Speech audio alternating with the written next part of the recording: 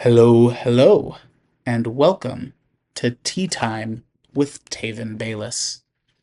To any first-time listeners, I hope you decide to stick around because I'm glad you're here. And a hearty welcome back to anyone joining me again. What's the story of how you got here? I'd love to know. Anyone who knows anything about me probably knows that I love to read. I am someone with many interests, and the time and attention I have to give to those interests ebbs and flows, meaning it rises and falls, comes and goes. Not so for reading. I am never very far from a book, and I am always thinking about a story. There's something about being inside a good story that feels different from everything else. It doesn't compete with my other interests for attention. It just quietly occupies a corner of my mind at all times, waiting for me to come back to it. Before I get into today's story, I want to share a phrase that I think will take on new meaning by the time we're done. The phrase is story of my life. In everyday English, this phrase is used to humorously describe something that keeps happening to you, a recurring pattern of bad luck or misfortune. If something embarrassing keeps happening over and over, you might sigh and say, story of my life. It's self-deprecating, which means you're making a joke at your own expense. Here's a real example. Right before I went on stage to perform in a vocal competition, I ripped my pants. I performed anyway, but I was mortified. That's the story of my life. Now, in today's episode, I want to take that phrase seriously for a moment, because I think our lives really are stories, and the question of how we tell them matters more than most of us realize. My favorite genre to read is science fiction and fantasy. The stories are exciting, and it's wonderful to step into someone else's imagination.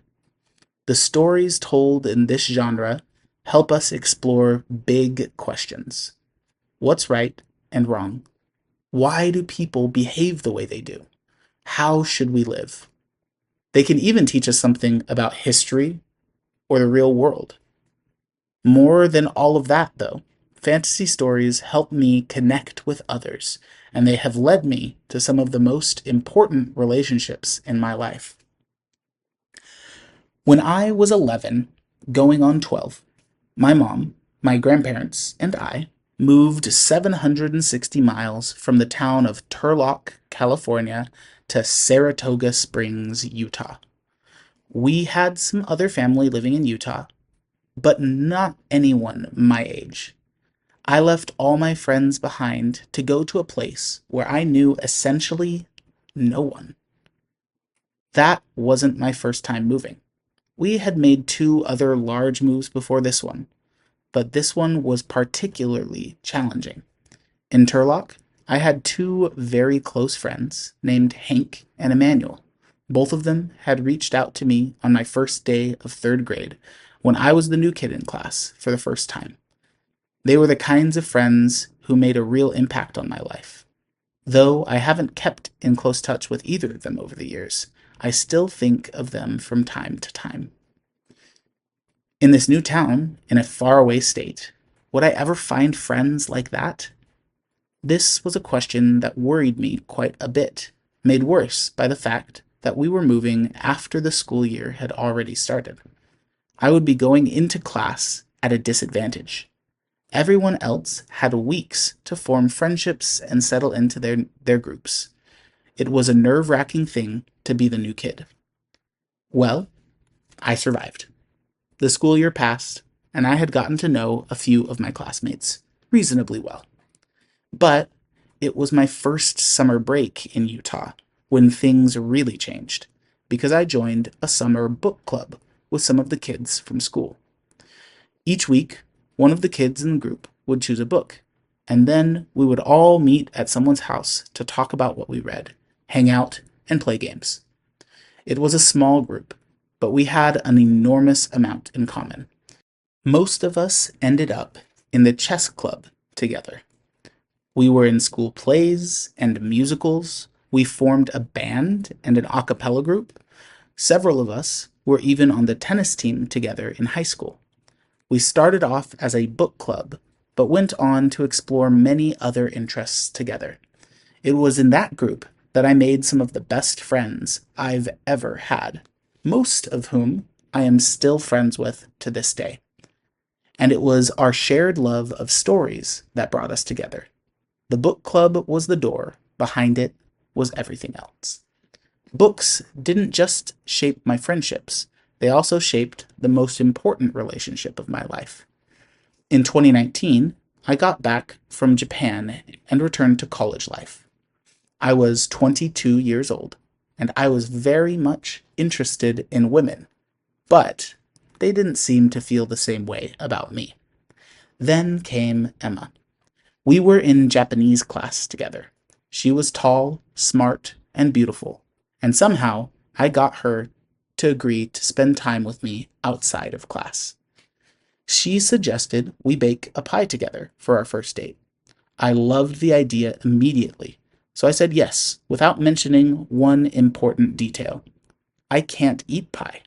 I have a gluten intolerance, which means wheat-based foods are not good for my body. The pie was baked, it smelled wonderful, and when she offered me a slice, I told her I was on a diet, which was true.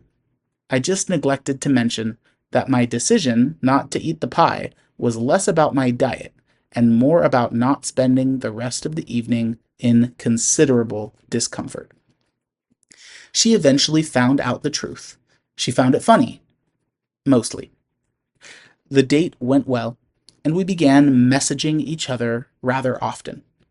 In one of our early conversations, after that first date, we started talking about books. It was at this moment that I knew she was the one for me. When I asked her what her favorite book was, she answered, The Way of Kings by Brandon Sanderson. You may have heard me mention that book before on this podcast. That's my favorite book. The love of that story helped bring us together, and our shared love of storytelling has continued to bring us closer ever since. Let's take a closer look at today's expression, story of my life. I said in the warm-up that this phrase describes a reoccurring pattern, something that keeps happening, usually something unfortunate. Ripped pants before a performance, running late every single time, losing your keys when you're already running out the door. Story of my life. But I want to think about why this phrase works the way it does. Because when you say story of my life, you're doing something interesting. You're stepping outside the moment and looking at your own life from a distance, as if it were a story someone else might read. You're finding a pattern, you're giving it a name, and usually you're laughing at it. That's actually a sophisticated thing to do. It requires you to take something frustrating and reframe it to turn it into a narrative rather than just an experience. And the moment something becomes a narrative, you have a little more control over how it feels. Think about the two stories I told today. When I moved to Utah at 11, I could have told myself a story about being the outsider, the kid who would never fit in. And when I was 22 and convinced that no one was interested in me, I could have told myself a story about being unlovable. Based on what I knew at the time, it would have been easy to tell a tragic story. But that would have been wrong, because the ending wasn't written yet. Here is what I want you to sit with. The expression, story of my life, is usually used for bad luck. But your life is a story you are always in the middle of writing. The genre is up to you. So here's your challenge before the next episode. Think of one thing in your life that you've been telling as a sad story. Just one. And try telling it differently. You don't have to believe the new version yet. Just try it and see how it feels. In many ways, our lives are shaped by stories. Not just the ones we read or the ones we watch, though there is no doubt that those can shape us in profound ways.